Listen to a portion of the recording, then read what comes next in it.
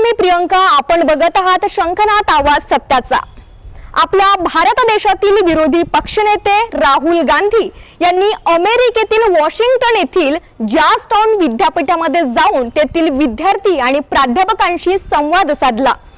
संवाद साधताना ते म्हणाले की जेव्हा त्यांचा पक्ष येईल तेव्हा ते आरक्षण रद्द करण्याचा निर्णय घेतील आणि याच त्यांच्या वक्तव्यावर आपल्या भारत देशामध्ये पडसाद उमटताना दिसत आहेत.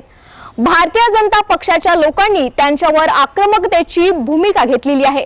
त्यातच आपल्या नागपूर शहरातील भारतीय जनता पक्षाचे प्रवक्ते ॲडव्होकेट धर्मपाल मेश्राम यांनी राहुल गांधी यांचा चांगलाच समाचार घेतलेला आहे. Show me the tribal name, show me the Dalit name, show me the OBC name. Out of the top 200, I think there's one OBC. They're 50% of India. So we're not treating the symptom. That's the problem, right? Now, it's not the only tool. There are other tools. But we will think of scrapping reservation when India is a fair place. And India is not a fair place. ये लोग भारत के संविधान को कभी भी उस नजर से नहीं देखते जिस नजर से देखना चाहिए.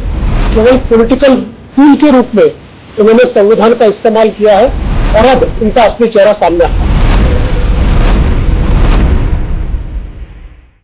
इतिहासाकडे डोकावून पाहिलं तर काँग्रेसचे विचार आणि धोरण स्पष्टपणे दिसून येतात.